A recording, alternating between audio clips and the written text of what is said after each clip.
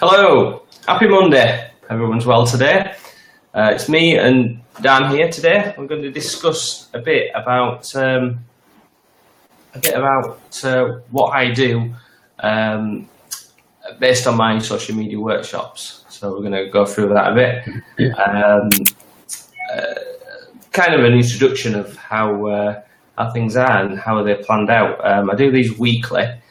Social media workshops, and tomorrow is another one in Silsden where I live, and this one's kind of focused on social media, but I had a few people actually asking about Mailchimp, so I'm going to go probably about 30 minutes into that as well, just to show basics of Mailchimp and what it actually is. So have you ever used Mailchimp, Dan? Have you ever used Mailchimp? No, I haven't actually. Right. How does it work, and what exactly are you doing?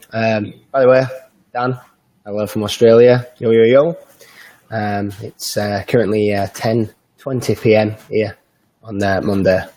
So yeah, going back to the question, Mailchimp. No, I've heard of it in terms of newsletters and all that kind of thing. But it'd be good for you to give a bit of an intro of what it is and why businesses are using it or should be using it. Yeah, so Mailchimp itself is an application or software that you can create your own newsletters with. So if you wanted to send or keep in touch with your audience or your customer base, you can actually send them a newsletter with snippets of information. I mean, I always recommend that on a newsletter itself, that you have the snippets of information that you're offering, because then you can actually send them to further down a path and, telling the story really, basically what you're about, instead of just saying, look, this is me, this is the email, and that's it. Actually giving them a reason why they should be opening the email and then doing something about it, taking the action. So hopefully there's going to be some sections in your email, in the newsletter, that will interest your audience. So I don't know what you think. Thoughts on that, Danny? Based on content and emails. I suppose emails are a tricky one because I suppose you have to have the purpose behind them. What you're sending them out for. And understanding what you're trying to get from them, really. Yeah, tricky thing, because there's so many emails about. Everybody who's watching this probably gets hundreds a day. Crazy amounts of emails, so it's difficult. It's difficult really to grab people's attention. But if somebody's gone out the way to your website, signed up for your newsletter, they're already interested, they're already engaged. But yeah, absolutely, you need to be starting off with something to grab their attention. Something, perhaps you're giving something away for free, albeit it might be a PDF, or it might just be a story of how you've helped a recent client, or anything like that. But just something of value, and then it gives people a reason to open up your emails over and over again, especially to grab somebody's attention for them to open it and then close it and never open them again, or report spam. So yeah, it's always important to grab people's attention. I think email, it plays a big part. There's a lot of people online who reckon kind of your newsletter, it's yours. You've built up all these people, these subscribers, and they're all engaged with you. And a lot of people are saying this is how you can really generate a lot of kind of custom, really, through email marketing. Yeah, it's a big part, I guess, of your online marketing, really, that to create obviously a regular newsletter as well. I almost feel like there should be more than just a newsletter going out maybe per month for a company, but it just depends, I guess, what company it is and what they do and how they want to attract their audience, I guess, through email. Like you say, going back to what you're saying now, I mean, going back in, say, 1997, that everyone loved getting an email and opening their emails and actually going through them and enjoying the experience, because it's kind of a personal thing. But these days, I think you just get bombarded with that much information. It's almost like, you could.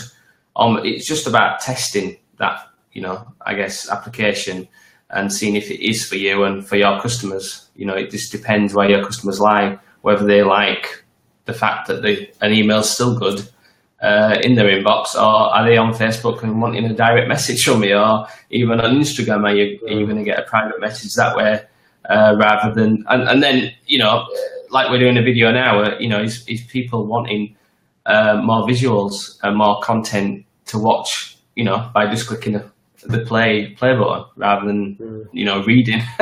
So there's all different aspects, I guess, depending on your audience.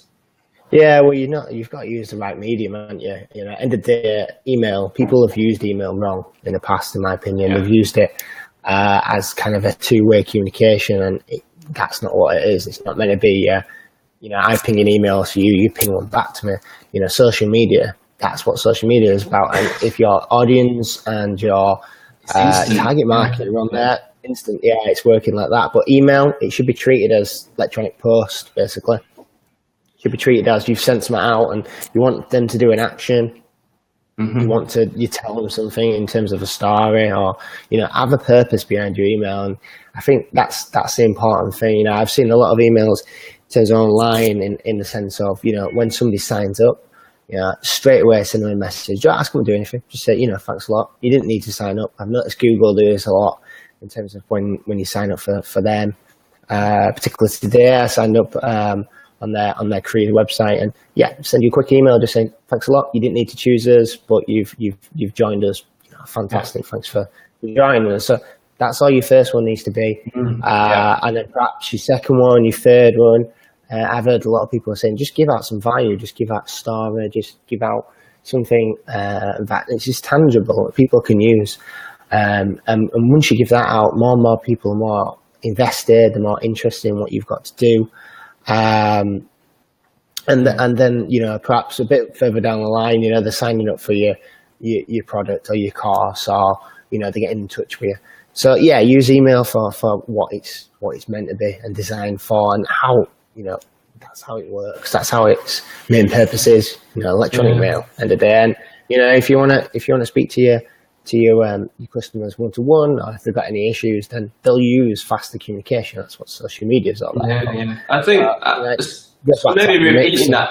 Maybe repeating that message alone in an email would be good. The fact that you are on Facebook and you are on these platforms, that that you get me directly.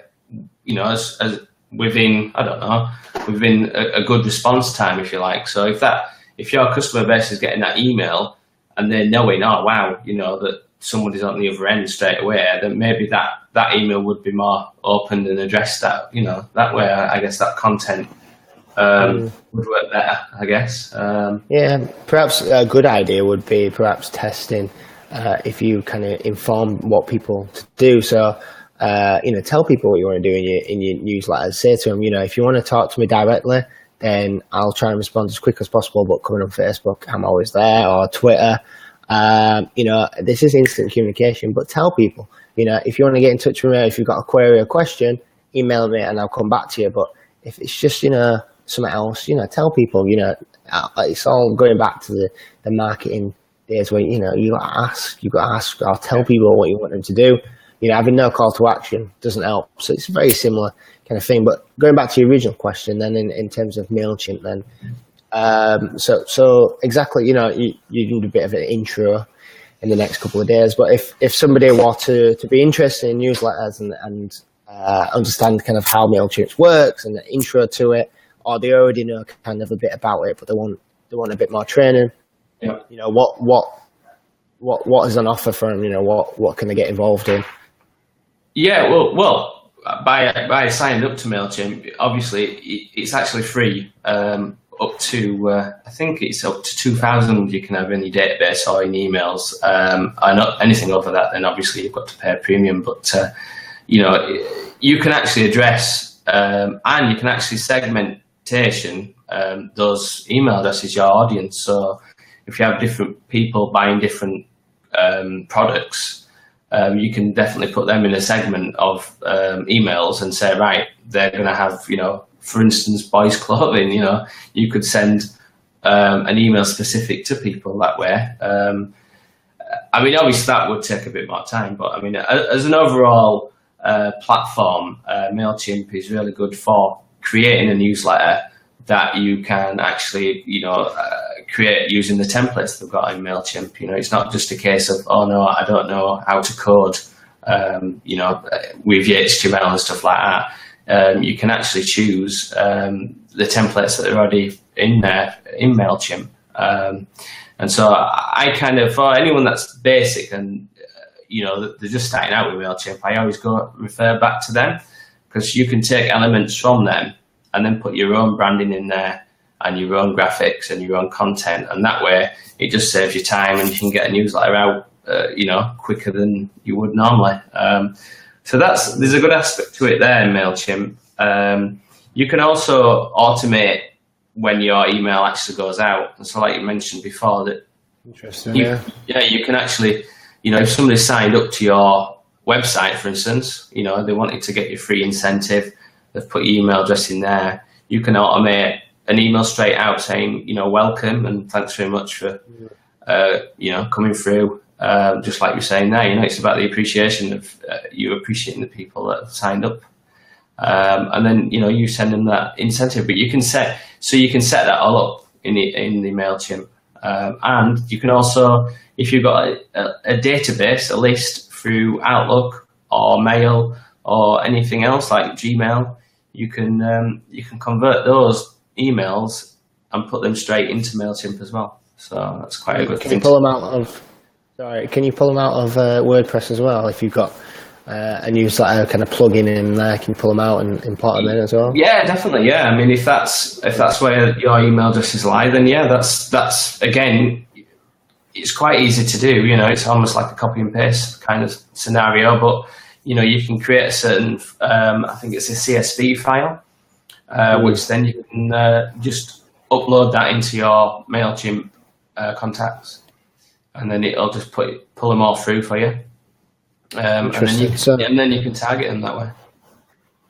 So in terms of what you're offering then, so you offer kind of, what is it, like an intro to Mailchimp, and also kind of so obviously so this training, it's not training as such tomorrow, but it's actually a weekly workshop I'm doing. So literally it's 2 hours, and obviously half an hour I'm going to cover the basics of Mailchimp. So even if you've not started there, then you can go through, register, log in. I'm just going to show the basics on that. Also, what I do is obviously I train people as well within the companies. So people are actually contact me through direct message on Facebook, and they're actually emailing me just to ask, do you train would you be able to train us one-to-one in our business? So that's what I've been doing as well, looking at that. So so you offer, I think we've lost connection there, Dan. That's a real shame, isn't it? Let's just I'm just going to hold on a few minutes just to see if we can get him back.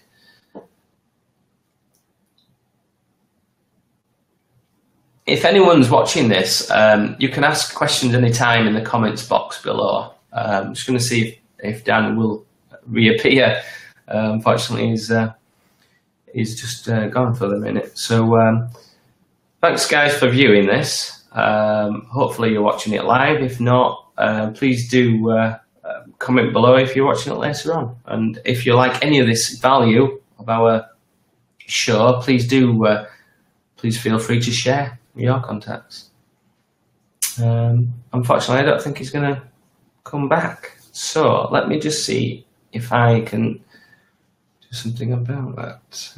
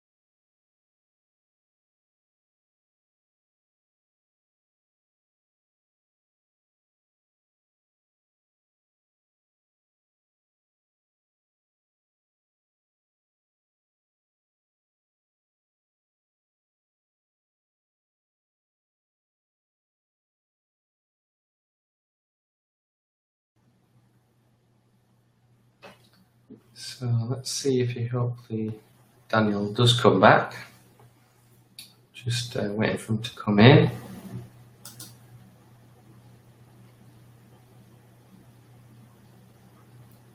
You there now, Dan? Don't think he is. So we might have to just